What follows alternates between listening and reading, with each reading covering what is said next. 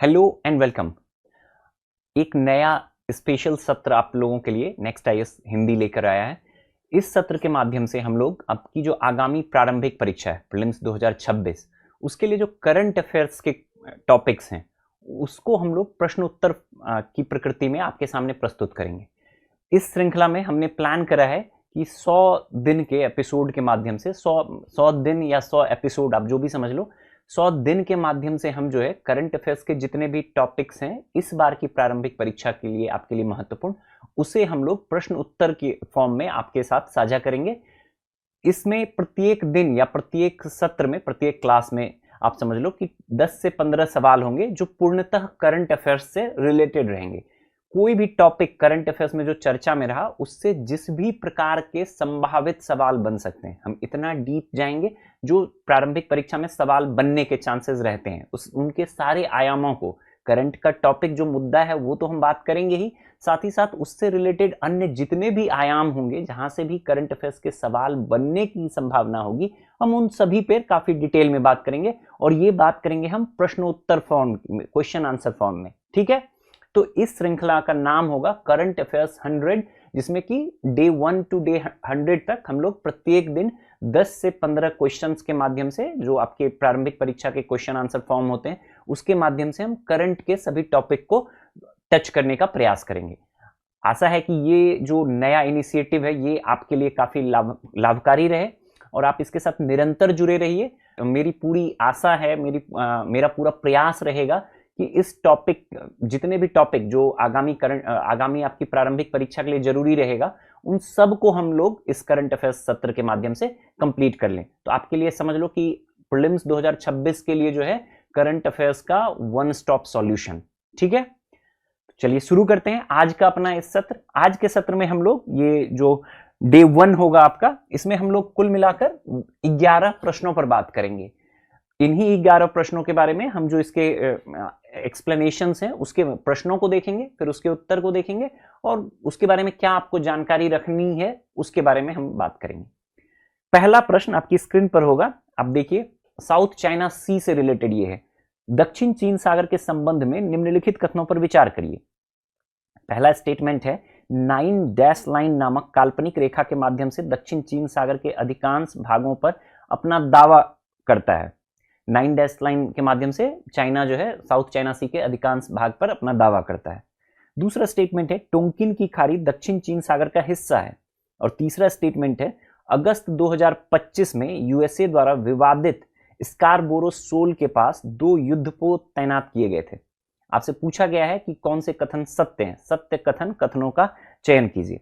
देखो, पहला एक तो सवाल किस चीज पे है, साउथ चाइना सी के बारे में। ये चर्चा में इसलिए आया है, जो आप तीसरा स्टेटमेंट है इसी के कारण ये चर्चा में आया है। जो आप अगस्त 2025 में एक घटना हुई थी जिसके बाद यूएस ने जो है अपने 2 युद्धपोत को साउथ चाइना सी में भेजा था। एक्चुअली फिलीपींस के मुद्दे को लेकर, फिलीपींस और चीन के जो, मतलब आप समझ लो फिलीपींस के कुछ जहाजों को लेकर स्कारबोरो सेल के पास थोड़ा सा एक तरह से चीनी तटरक्षक बल और फिलीपींस के तटरक्षक बलों में थोड़ा झड़प हुआ था। उसके बाद यूएस ने यह कदम उठाया था कि अपने 2 युद्धपोत को यहाँ साउथ चाइना सी का जो एक विवादित आइलैंड है स्कारबोरो शोल, वहां पर भेजा था। इसीलिए ये मुद्दा चर्चा में है। तो जो तीसरा स्टेटमेंट है ये बिल्कुल सही है। अगस्त 2025 में यूएसए द्वारा विवादित स्कारबोरो शोल के पास 2 युद्धपोत भेजा गया था, तैनात किया गया था। ये इसलिए तैनात किया गया था कि मैंने आपको पहले बताया कि फिलीपींस और चाइना के जो तटरक्षक बल हैं उनके बीच थोड़ी झड़प की स्थिति उत्पन्न हुई थी। उसके प्रतिकार में जो है यूएस द्वारा यहाँ पे 2 युद्धपोत भेजे गए थे। और जो 2 और स्टेटमेंट है वो इसी से रिलेटेड है। 9 डैश लाइन, आपने निश्चित तौर पे इसके बारे में सुना पढ़ा होगा, हमेशा चर्चा में रहता है। 9 डैश लाइन एक हाइपोथेटिकल लाइन है जिसके माध्यम से चाइना साउथ चाइना सी के लगभग 90% भाग पर अपना कब्जा, अपना नियंत्रण दर्शाता है। तो 9 डैश लाइन के माध्यम से चीन जो है दक्षिण चीन सागर के अधिकांश भाग पर, यह भी सही बात है। तीसरा देखो, दूसरा स्टेटमेंट है, टोंकिन की खाड़ी दक्षिण चीन सागर का हिस्सा है। बिल्कुल सही बात, टोंकिन की खाड़ी दक्षिण चीन सागर का हिस्सा है। ठीक है, तीनों स्टेटमेंट सही है। आपसे पूछा है सत्य कथन, तो विकल्प डी जो है हमारा सही उत्तर हो जाएगा। ठीक है, सवाल क्या था? साउथ चाइना सी के बारे में। साउथ चाइना सी में चर्चा में इसलिए आया था क्योंकि अमेरिका ने अपने 2 युद्धपोत भेजे थे साउथ चाइना सी में, स्कारबोरो शोल के पास। स्कारबोरो शोल एक विवादित आइलैंड है साउथ चाइना सी में। क्यों भेजा था? क्योंकि वहां फिलीपींस और चाइना के तटरक्षक बलों के बीच झड़प की स्थिति उत्पन्न हुई थी। ठीक है, इसीलिए ये मुद्दा चर्चा में है। अब साउथ चाइना सी हमेशा देखोगे चर्चा में रहता है, तो इससे रिलेटेड जितने भी आयाम हैं आपको उसके बारे में थोड़ा डिटेल में ध्यान में रखना है। अगर आपने पीवाईक्यू एनालिसिस करा होगा तो आप देखोगे आईआर और एटलस को जोड़कर कुछ सवाल पूछे जाते हैं। आईआर में जो करंट में चर्चा में रहे टॉपिक, उसको लोकेशन के साथ, एटलस के साथ जोड़कर आपसे सवाल पूछा जाता है। हमने यहाँ साउथ चाइना सी पर एक सवाल जो करंट में चर्चा में था उस पर देखा, कुछ और सवाल हम साउथ चाइना सी से देख लेते हैं जो कि एक तरह से साउथ चाइना सी के लोकेशन से रिलेटेड जितने भी सवाल हैं, ताकि एक टॉपिक हमने करा तो इससे रिलेटेड जितने भी पक्ष हैं वो आपका कवर हो जाए। ठीक है, देखो ये उसी के बारे में एक्सप्लेनेशन है। साउथ चाइना सी के संदर्भ में चाइना जो है यूनाइटेड नेशन कन्वेंशन, अनक्लॉज जो है United Nation convention on law of sea को मानता नहीं है। ठीक है, इसके किसी भी प्रावधान को नहीं मानता है, उसकी एक तरह से अवहेलना करते रहता है और मैक्सिमम पार्ट पर अपना नियंत्रण, अपना दावा करता है। ठीक, ये लोकेशन, ये मैप भी मैंने आपके साथ साझा कर दिया है। इस मैप में देखो कि एक स्टेटमेंट था ना, हेनान जो है ये साउथ हेनान के पास ही, ये टोंकिन की खाड़ी के बारे में था। टोंकिन की खाड़ी जो है ये हेनान के, चाइना का पार्ट है हेनान, और वियतनाम और हेनान के बीच में ये टोंकिन की खाड़ी है और ये साउथ चाइना सी का ही पार्ट है। ठीक है, इसके अलावा हमने पैरासेल, स्कारबोरो शोल, स्प्रेटली, ये सभी किसका है पार्ट है? ये सभी मतलब साउथ चाइना सी का ही पार्ट है। ठीक है, ये मैप भी आप ध्यान में रखिएगा। ये वाला जो लाइन आपको दिख रहा है, ये ब्लू लाइन, यही 9 डैश लाइन है। इसका कोई भी, समझ लो कि कोई भी वैध आधार नहीं है। चाइना एक तरह से मनमाने ढंग से साउथ चाइना सी में एक 9 डैश लाइन खींचता है, जिसके माध्यम से अधिकांश दक्षिण चीन सागर के अधिकांश भाग पर अपना नियंत्रण, अपना दावा करता है, अपने नियंत्रण का दावा करता है। ठीक है, बढ़ते हैं अगले प्रश्न पर। अगला प्रश्न है, देखो आपकी स्क्रीन पर है। अगला प्रश्न भी साउथ चाइना सी से ही रिलेटेड है। साउथ चाइना सी से किन देशों की सीमा लगती है? कितने देशों की, किन देशों की? कुछ देशों के नाम दिए गए हैं यहाँ, Vietnam, Taiwan, Philippines, Laos, Thailand, Malaysia. ठीक है, आपसे पूछ रहा है कि किसका किसका सीमा लगता है साउथ चाइना सी से। देखो साउथ चाइना सी से वियतनाम का सीमा लगता है, ताइवान का सीमा लगता है, फिलीपींस का सीमा लगता है, थाईलैंड का सीमा लगता है, मलेशिया का सीमा लगता है, लाओस का नहीं लगता है। ठीक है, अगर आपको ये नहीं भी पता होता कि साउथ चाइना सी से किन देशों की सीमा लगती है, लेकिन एक बेसिक तथ्य है कि लाओस दक्षिण पूर्व एशिया, या यूं कहे कि आसियान में जो देश हैं, आसियान कंट्रीज के जो देश हैं दक्षिण पूर्व एशिया में, उसमें लाओस एकमात्र ऐसा देश है जो कंप्लीटली लैंडलॉक है, भू आबद्ध देश है। अगर वो लैंडलॉक है, भू आबद्ध देश है, तो उसकी कोई भी सागरीय तटीय सीमा तो होगी नहीं। तो अगर आपको ये तथ्य भी पता होता तो भी ये सवाल आप सही कर सकते थे। लाओस को हटा दो, बाकी सारे जो हैं उनका जो है सीमा लगता है साउथ चाइना सी से। तो इसमें विकल्प हो जाएगा हमारा 4 को छोड़कर 1, 2, 3, 1, 2, 3, 5 और 6। विकल्प सी आपका उत्तर हो जाएगा। देखो ये वाला मैप देखो, ये जो है साउथ चाइना सी है। साउथ चाइना सी का सीमा किस किस के साथ लगता है? चाइना के साथ लगता है, वियतनाम के साथ लगता है। ये देखो लाओस, ये लाओस कंप्लीटली लैंडलॉक है, दिख रहा है आपको? कोई भी इसकी सागरीय सीमा नहीं है। तो लाओस साउथ चाइना सी का, लाओस जो है दक्षिण पूर्व एशिया का, साउथ ईस्ट एशिया का एकमात्र देश है जिसकी कोई भी सीमा, सागरीय सीमा नहीं है। जब कोई सागरीय सीमा ही नहीं है तो साउथ चाइना सी से भी नहीं होगी।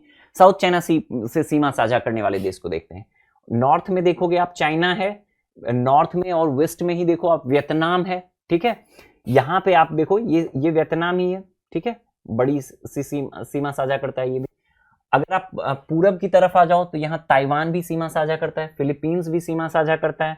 अगर आप दक्षिण की तरफ चले जाओ तो ब्रुनई भी सीमा साझा करता है, मलेशिया भी सीमा साझा करता है, इंडोनेशिया भी सीमा साझा करता है, मलेशिया, इंडोनेशिया।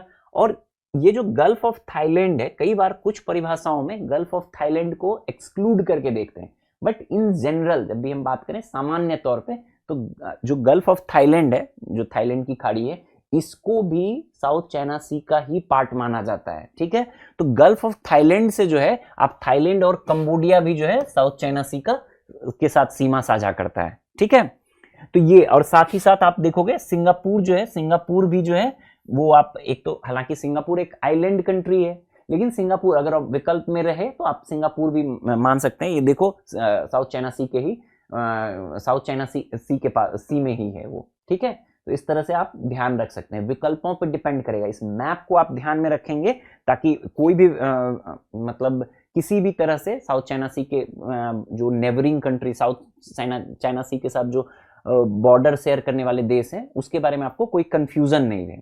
आमतौर पर आप देखोगे, जैसे आप मैप देखोगे तो सामान्य तौर पर 8 देशों को, और कुछ परिभाषाओं में जो है 10 देशों को भी, जब मैंने बताया आपको कि जो गल्फ ऑफ थाईलैंड है, इसको लेके अगर हम इन दोनों को जोड़ दें तो 10 देश हो जाते हैं। इन जनरल अगर इन दोनों को हटा कर देखते हैं तो 8 देशों को माना जाता है साउथ चाइना सी के साथ सीमा साझा करते हैं। ठीक है, और लाओस वाला जो एक फैक्ट मैंने बताया वो भी आप ध्यान में रखिएगा।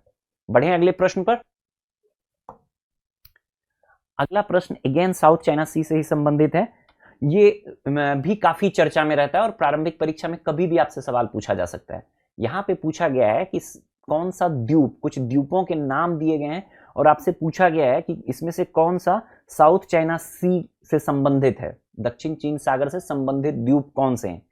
ठीक है, निम्नलिखित द्वीपों में किसका संबंध दक्षिण चीन सागर से है। 5 नाम दिए गए हैं, पार्सेल, स्प्रेटली, स्कारबोरोसेल, नटूना, प्रतास या प्रटास द्वीप भी कहते हैं। तो याद कर लो, अगर आपको पता है तो अच्छी बात है, नहीं पता है तो मारो टोटल रट्टा, MTR एक फॉर्मूला होता है हमारा, कि जब एकदम से चीजें नहीं कुछ पता है और प्रीलिम्स सामने है, एक इसमें से 2-3 नाम तो आपने जरूर सुन रखा होगा, जो आपने स्पार्टले और स्कारबोरोसोल का नाम अक्सर ध्यान में आते रहता है, पार्सेल द्वीप का भी नाम आते रहता है। हो सकता है आपने नटूना नहीं सुना और प्रटास ना सुना हो, बट आप नटूना और प्रटास को भी एकदम से ध्यान में रखो, मारो टोटल रट्टा। ये पांचों के पांचों द्वीप जो हैं दक्षिण चीन सागर में है, तो विकल्प डी जो है हमारा सही उत्तर हो जाएगा। इसके लोकेशंस की अगर हम बात करें, देखो पार्सेल द्वीप दिख रहा है, ठीक है, स्कारबोरोसेल दिख रहा है, स्पार्टली दिख रहा है, नटूना दिख रहा है, ठीक है, और प्रटास भी जो है, इसका एक और मैप देखो, पार्सेल, ये सारे द्वीप जो है, एक छोटा सा जो आपको प्रटास द्वीप है, ये भी एक मतलब छोटा सा द्वीप है साउथ चाइना सी का, लेकिन ये इस पर भी मतलब अलग अलग देशों द्वारा दावा किया जाता रहा है। ठीक है, खास करके जो सबसे ज्यादा मतलब आप समझ लो चर्चा में रहने वाले द्वीपों में, उसमें आप स्पार्टले, स्कारबोरोसेल और पार्सेल का नाम जरूर ध्यान रखिएगा। इन द्वीपों पर चीन के साथ साथ जो ताइवान है, फिलीपींस है, वियतनाम है, उनके द्वारा, ब्रुनेई के द्वारा अलग अलग द्वीपों पे अलग अलग चीन समझ लो एक कॉमन है, चीन का विवाद है, दूसरा काउंटर में एक देश या 2 और देश हो सकते हैं। ठीक है, लेकिन इन सभी द्वीपों पर एक कॉमन समझ लो कि एक तरफ से दावा कौन कर रहा होता है, चीन। एक तरफ से समझ लो कि एक पक्षीय दावा चीन का है कि पूरा साउथ चाइना सी या दक्षिण चीन सागर में जो भी है वो चाइना का है। ये पांचों द्वीप जो भी आपके विकल्प में थे, पार्सेल, स्पार्टले, स्कारबोरोसोल, नटूना, प्रटास, ये पांचों साउथ चाइना सी दक्षिण चीन सागर का है, तो पांचों के नाम आप जरूर ध्यान में रखेंगे। ठीक है, ये लोकेशन भी आप ध्यान में रखिएगा। ठीक है, बढ़ते हैं अगले प्रश्न पर। अगला प्रश्न है साउथ चाइना सी के संबंध में ही अगला प्रश्न है कि साउथ चाइना सी के संबंध में एकदम बेसिक इंफॉर्मेशन पे 2-3 स्टेटमेंट दिया गया है। दक्षिण चीन सागर के संबंध में निम्नलिखित कथनों पर विचार कीजिए। यह पूर्वी प्रशांत महासागर का हिस्सा है। दूसरा है यह मलक्का स्ट्रेट अंडमान सागर व दक्षिण चीन सागर को जोड़ता है। और तीसरा स्टेटमेंट है उत्तर में ताइवान स्ट्रेट इसे पूर्वी चीन सागर से, जबकि पूर्व में लुजान स्ट्रेट इसे फिलीपींस सागर से जोड़ता है। पूछा गया है कौन सा कथन सत्य है। ठीक है, तो एकदम बेसिक टाइप के और अगेन लोकेशन वाला है। तो अगर हम दक्षिण चीन सागर की बात करें तो ये तो आप अवगत होंगे कि ये प्रशांत महासागर का भाग है, लेकिन ये पूर्वी प्रशांत महासागर का नहीं है। आप खुद सोच कर देखो, प्रशांत महासागर के पश्चिम में है, ये पश्चिमी प्रशांत महासागर का हिस्सा है। तो पहला स्टेटमेंट तो गलत हो गया, ये पूर्वी प्रशांत महासागर नहीं बल्कि पश्चिमी प्रशांत महासागर का हिस्सा है। ठीक है, दूसरा देखोगे Malacca strait, Malacca strait Andaman सागर व दक्षिण चीन सागर को जोड़ता है। बिल्कुल सही बात है, मलक्का स्ट्रेट जो है, आप मलक्का स्ट्रेट का लोकेशन याद करो, भारत में जो बंगाल की खाड़ी है वहां अंडमान बंगाल की खाड़ी का पार्ट अंडमान सागर, और वहां से कनेक्ट करता है किसको, ये साउथ चाइना सी को, साउथ चाइना सी को जोड़ता है। तो मलक्का स्ट्रेट, वैसे भी आप जानते हो कि मलक्का स्ट्रेट किसको किसको जोड़ता है, बंगाल की खाड़ी के बंगाल की खाड़ी का पार्ट है अंडमान सागर, उसके माध्यम से ये प्रशांत महासागर, मतलब एक तरह से हिंद महासागर और प्रशांत महासागर को जोड़ता है मलक्का स्ट्रेट। तो ये स्टेटमेंट सही है दूसरा। तीसरा देखो, उत्तर में ताइवान स्ट्रेट, ठीक है, इसे पूर्वी चीन सागर से, जबकि पूर्व में लुजान स्ट्रेट इसे फिलीपींस सागर से जोड़ता है। ये स्टेटमेंट भी सही है। आपको लोकेशन ध्यान में होना चाहिए। देखो ये लोकेशन, ये देखो, ये लुजान स्ट्रेट दिख रहा है, ठीक है, ये जो लुजान स्ट्रेट है, ये लुजान स्ट्रेट इसको कनेक्ट करता है आपको फिलीपींस सी से, ये फिलीपींस सागर है, फिलीपींस सागर से जोड़ता है। और ये जो ताइवान स्ट्रेट है, ये ताइवान स्ट्रेट इसको पूर्वी चीन सागर कहते हैं, ठीक है, पूर्वी चीन सागर से जोड़ता है। ये साउथ चाइना सी है, ठीक है, और ये ताइवान स्ट्रेट जो है पूर्वी चीन सागर से जोड़ता है। एक और मैप देखो, ये देखो, ये स्ट्रेट ऑफ मलक्का है, मलक्का का स्ट्रेट, ये कनेक्ट करता है, ये अंडमान सागर है, ठीक है, ये बंगाल की खाड़ी में अंडमान सागर, ये कनेक्ट कर रहा है साउथ चाइना सी को, ठीक है। तो जो मलक्का स्ट्रेट है, अंडमान सागर को, अंडमान सागर के माध्यम से बंगाल की खाड़ी, और बंगाल की खाड़ी के माध्यम से हिंद महासागर को चीन सागर से जोड़ता है, और चीन सागर के माध्यम से प्रशांत महासागर से जोड़ता है। तो स्टेटमेंट कुछ भी दे दे आपको कि मलक्का स्ट्रेट जो है हिंद महासागर और प्रशांत महासागर को जोड़ता है, सही होगा। मलक्का स्ट्रेट जो है अंडमान सागर और दक्षिण चीन सागर को जोड़ता है, सही होगा। मलक्का स्ट्रेट आपको बंगाल की खाड़ी और दक्षिण चीन सागर को जोड़ता है, तो सही होगा, ठीक है। तो लोकेशन इस तरह से आप ध्यान में रखेंगे। आते हैं वापस प्रश्न पे।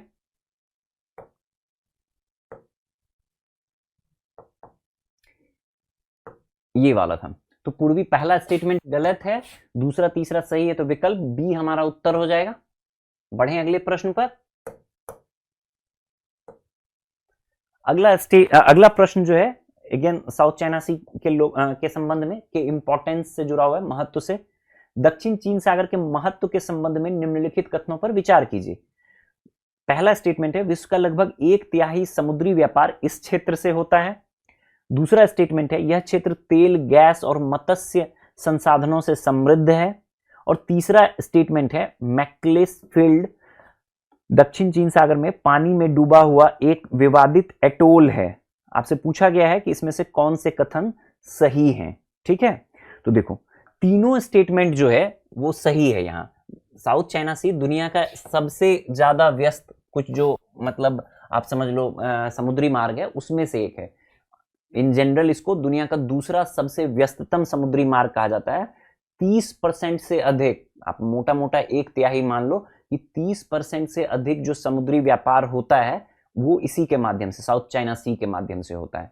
आप पूरब में आप समझ लो कि जितना भी आपको जो पश्चिम एशिया के तेल उत्पादक देश हैं उनका पूर्वी देशों के साथ जो तेल का व्यापार होता है वो इसी मलक्का स्ट्रेट पास करके साउथ चाइना सी और साउथ चाइना सी के माध्यम से ही होता है। फारस की खाड़ी का समझ लो कि पेट्रोलियम का जो एक बड़ा व्यापार है वो साउथ चाइना सी के माध्यम से ही होता है। जो मैक्लेसफील्ड है, दूसरा स्टेटमेंट जो आपको इसमें था, तीसरा स्टेटमेंट जो मैक्लेसफील्ड जो है बैंक, ये एक तरह से ये इसको लेके भी विवाद है। ये पूरी चाइना इस पर दावा करता है और इस पर अपना अधिकार करता है। ये पूरी तरह से पानी में डूबा हुआ एक एटॉल है और चाइना तो दावा करता है, मैंने आपको पहले बताया कि इसमें जितना भी चीज है साउथ चाइना सी के 90% से अधिक भागों पे चाइना अपना दावा करता है। मैक्लेसफील्ड को लेकर चाइना के साथ साथ ताइवान द्वारा भी इस पर दावा किया जाता है। जो आपका दूसरा स्टेटमेंट है कि यह क्षेत्र तेल, गैस और मत्स्य संसाधनों से समृद्ध है, तो ये स्टेटमेंट भी भाई सही है। तो ये तीनों स्टेटमेंट, पहला, दूसरा, तीसरा तीनों सही है। तो विकल्प क्या हो जाएगा? विकल्प डी हमारा उत्तर हो जाएगा। बढ़े अगले प्रश्न पर। एक और प्रश्न है साउथ चाइना सी के संबंध में।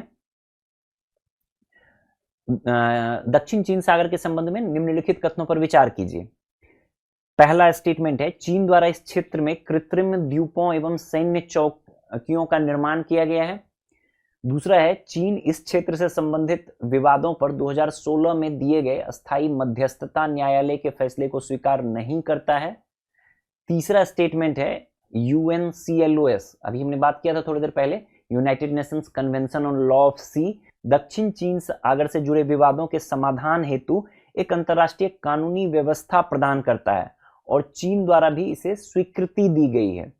पूछ रहा है इसमें से सत्य कथनों का चयन कीजिए, कौन सा स्टेटमेंट सही है, कौन सा स्टेटमेंट गलत है। देखो चीन क्या कर रहा है, मैंने आपको एक बताया था 9 डैश लाइन, एक तो 9 डैश लाइन के माध्यम से एक कृत्रिम लाइन खींच दिया है। उस 9 डैश लाइन के माध्यम से 90% से अधिक साउथ चाइना सी पे चीन अपना दावा करता है। इसके साथ साथ ही इस पर साउथ चाइना सी पर अपना अधिकार दर्शाने के लिए, अपना ऐतिहासिक अधिकार दर्शाने के लिए द्वीपों का नाम भी मतलब चीनी परंपराओं के अनुरूप रखा गया है और कई सारे कृत्रिम द्वीपों का भी निर्माण किया गया है और उन कृत्रिम द्वीपों पे सैन्य चौकियों आदि का निर्माण के माध्यम से पूरे साउथ चाइना सी पर अपना नियंत्रण और उसके संसाधनों पर अपना नियंत्रण करना चाहता है। तो पहला स्टेटमेंट बिल्कुल सही है, चीन द्वारा इस क्षेत्र में कृत्रिम द्वीपों और सैन्य चौकियों का निर्माण किया गया। दूसरा, इसको लेकर विवाद रहा था, चीन पर अलग अलग देशों का विवाद रहा है। ये जो 2016 का निर्णय है, जो परमानेंट कोर्ट ऑफ आर्बिट्रेशन का, पीसीए का निर्णय है, अस्थायी मध्यस्थता न्यायालय, इसका 2016 का ये निर्णय है, ये चाइना और फिलीपींस में विवाद था। इसमें जो पीसीए का निर्णय आया था, परमानेंट कोर्ट ऑफ आर्बिट्रेशन का, वो चाइना के खिलाफ फिलीपींस के पक्ष में आया था, लेकिन चाइना इसको नहीं मानता है। चाइना ने इस निर्णय की अवहेलना की है। ठीक। तीसरा स्टेटमेंट है, United Nations convention on law of sea, ये समुद्री मतलब समझ लो कि पूरे सागर को एक तरह से जो मतलब सागर एक अंतर्राष्ट्रीय संधि है जो सागरीय क्षेत्र के संसाधनों पर किसका कैसा नियंत्रण होगा, किस प्रकार का अंतर्राष्ट्रीय कानून होगा, उसके बारे में बात करता है। United Nations convention on law of sea 1982 की एक मतलब समझ लो संधि है, जिसको अंतर्राष्ट्रीय संधि है, जिसके माध्यम से आपने एक टर्म सुना होगा, internal water, territorial water, exclusive economic zone, इन सब का जो निर्धारण होता है वो इसी United Nations convention on law of sea UNCLOS के माध्यम से होता है। ठीक है, तो चाइना इसका सिग्नेटरी भी है और इसको रेटिफाई भी कर चुका है। 1982 में ही जब United Nations convention on law of sea सामने आया था तो चाइना ने इसको 1982 में ही सिग्नेचर भी किया था। ठीक है,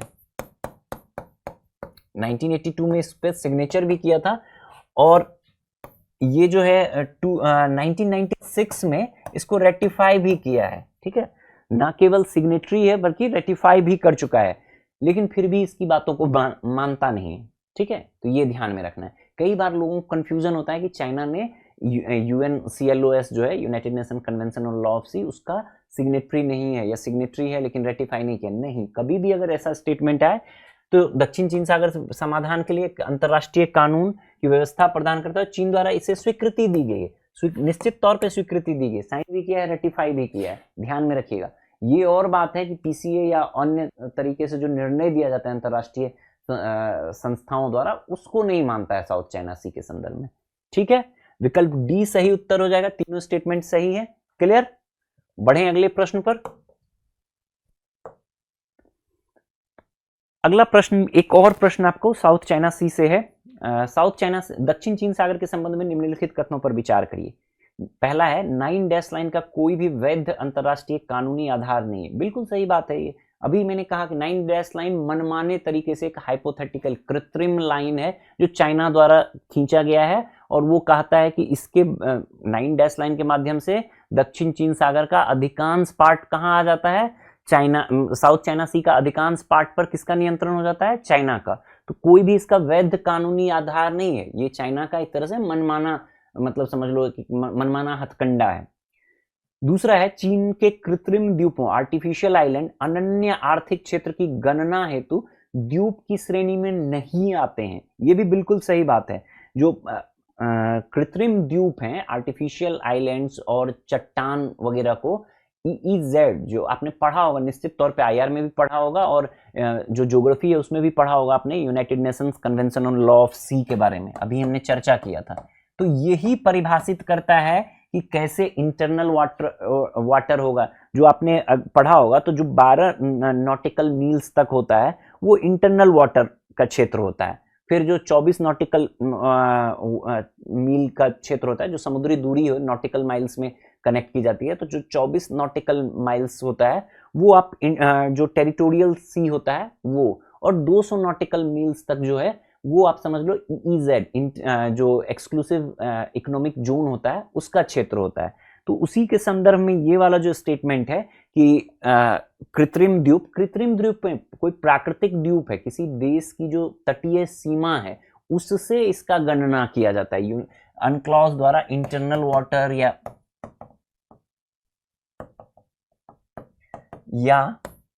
EEZ का गणना जो है, जो उसकी तटीय सीमा है ना उसके माध्यम से किया जाता है। आपने कृत्रिम द्वीप या फिर कोई भी चट्टान वगैरह के माध्यम से आपने दावा कर दिया कि ये पूरा का पूरा क्षेत्र जो है आपके इंटरनल वाटर में आएगा या यहाँ आपका EEZ होगा, तो ऐसा नहीं होगा। इसका निर्धारण UNCLOS करेगा, और UNCLOS जो है किसी भी आर्टिफिशियल आइलैंड या चट्टान को EEZ की गणना के लिए नहीं मानता है।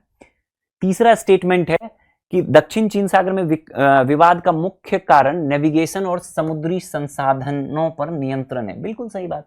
जो तटीय क्षेत्र हैं वहां के, जो तटीय राष्ट्र हैं, मैंने आपको बताया कि मूलतः 8 तटीय देश हैं जो सीमा साझा करते हैं दक्षिण चीन सागर के।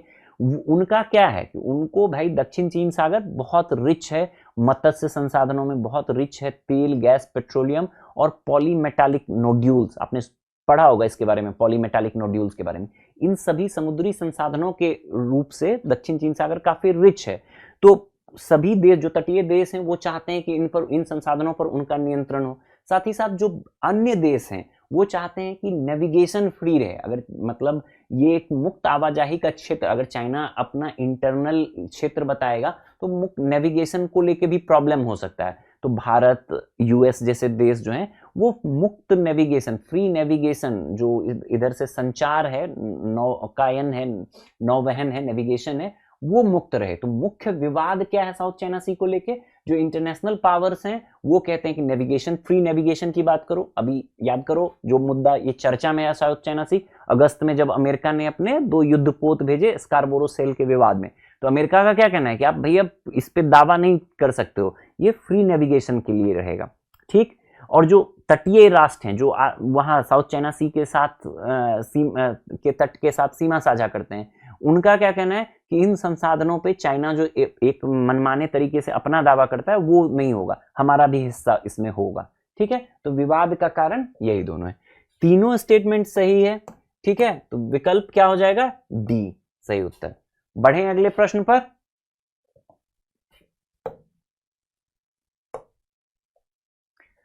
अगला प्रश्न जो है, अभी तक जितने भी प्रश्न थे वो साउथ चाइना सी से संबंधित थे। कुल मिलाकर आप देखोगे 8 प्रश्न थे। तो अगर आप इन प्रश्नों को सही से कर लोगे, जितने प्रश्न थे और उसके एक्सप्लेनेशन भी स्लाइड में शेयर किया हुआ, मैं ये साझा करवा दूंगा आपके साथ। अगर इसको आप सही से कर लोगे तो साउथ चाइना सी से रिलेटेड कभी भी कहीं भी कोई भी सवाल बनेगा वो आपसे मिस नहीं होगा, ठीक है। देखो यूपीएससी का ट्रेंड रहा है, चर्चा में कोई एक मुद्दा, करंट की 2 लाइन की बातें आती है, उसके पेरिफेरी में जितनी भी बातें हैं आपको सबको तैयार रखना है, ठीक है। चर्चा में आया साउथ चाइना सी, तो साउथ चाइना सी से रिलेटेड सारी बातों को हमको तैयार रखना है, ठीक है।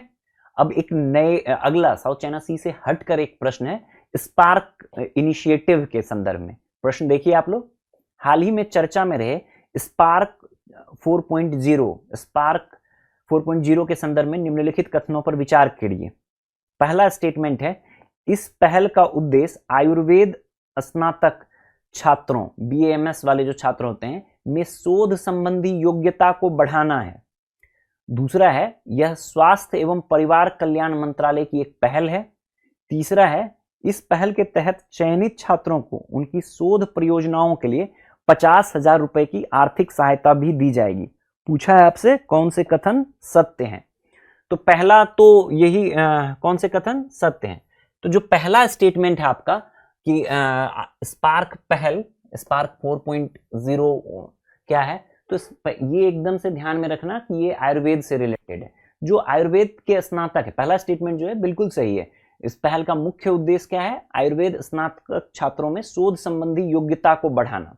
ये जो स्पार्क इनिशिएटिव है, studentship program for Ayurveda research can, ये इसका मूल उद्देश्य ही है जो आयुर्वेद में BAMS, अलग अलग प्रकार के डॉक्टर्स बनते हैं, आप MBBS के बारे में आप जानते हो। इसके अलावा जो चिकित्सा के अन्य मतलब एक तरह से स्ट्रीम है, आयुर्वेद हैं, जो होम्योपैथी है, तो उसी में आयुर्वेद है। तो जो आयुर्वेद के स्नातक होते हैं, BAMS की जो डिग्री ले रहे होते हैं, उनमें शोध संबंधी योग्यता तथा अभिवृत्ति का विकास करने के लिए ये इनिशिएटिव स्टार्ट किया गया है। ठीक है, spark studentship program for Ayurveda research can.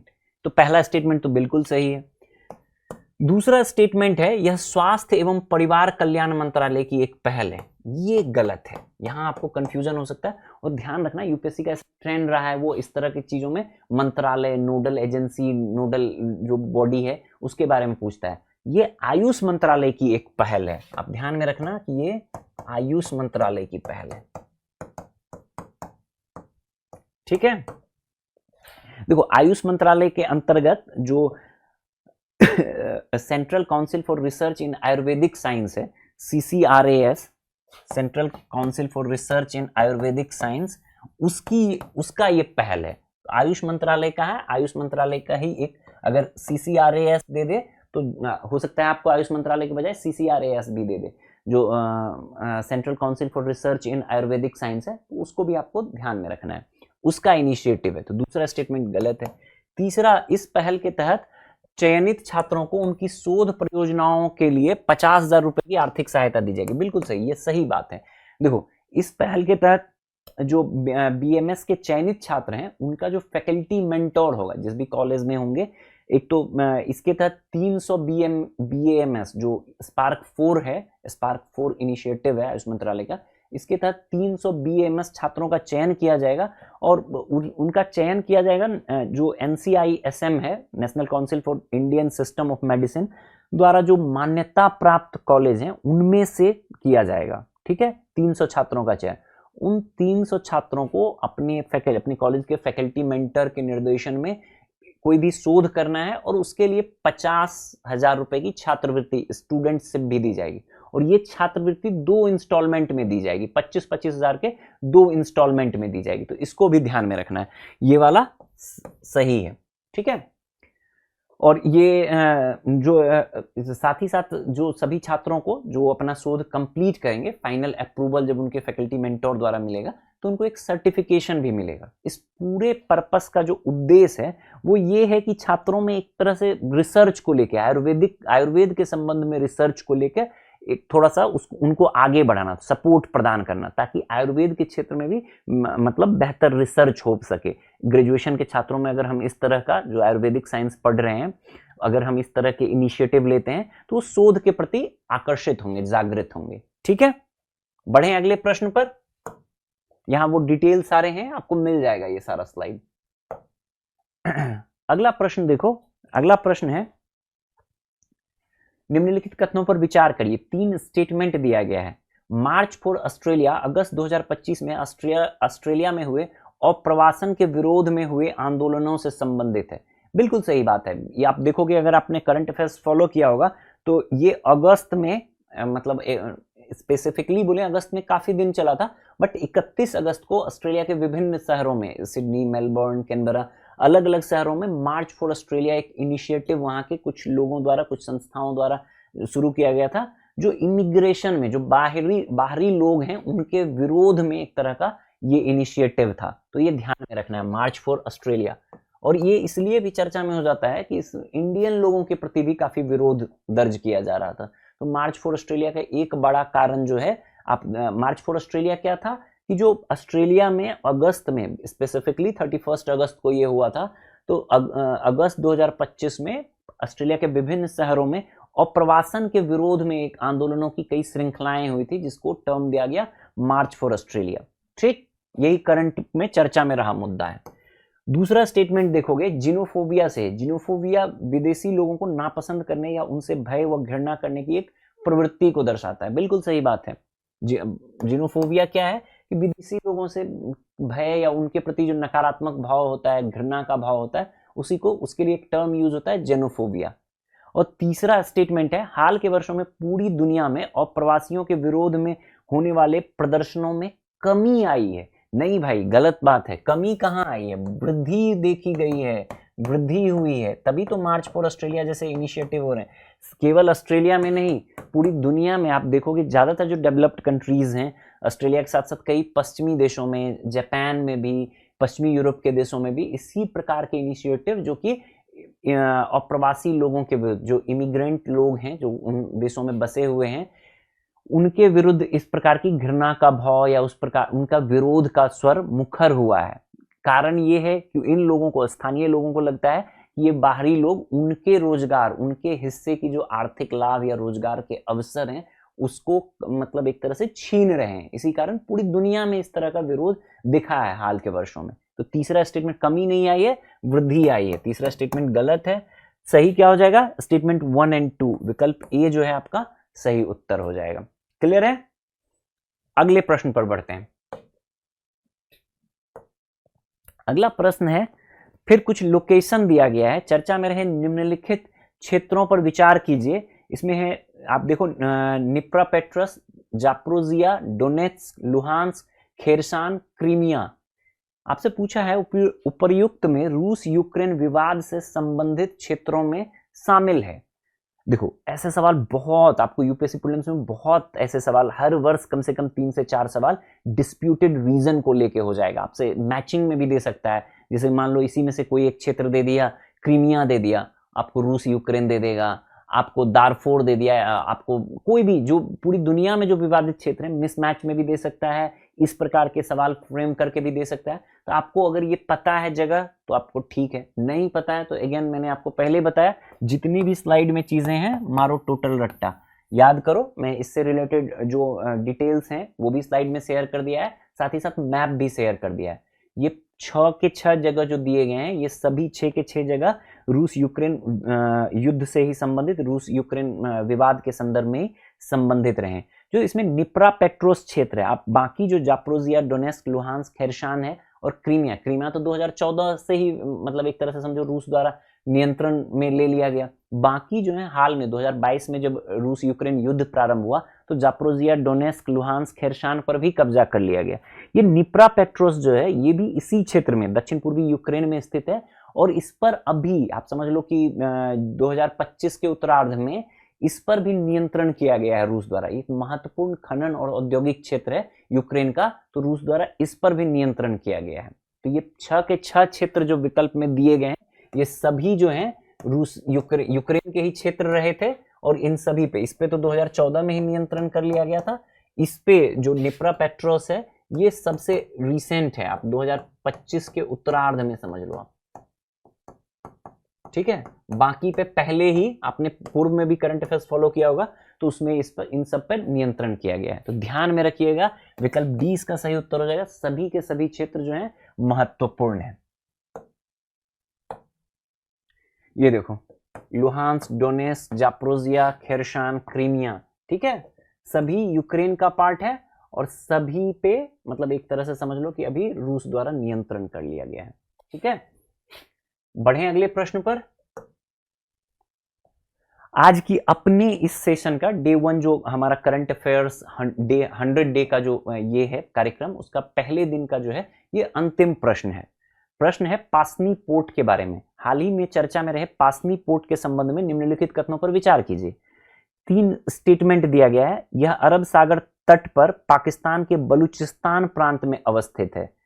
दूसरा है, हाल ही में पाकिस्तान ने इसे चीन को वाणिज्यिक टर्मिनल के रूप में विकसित व संचालित करने का प्रस्ताव दिया है।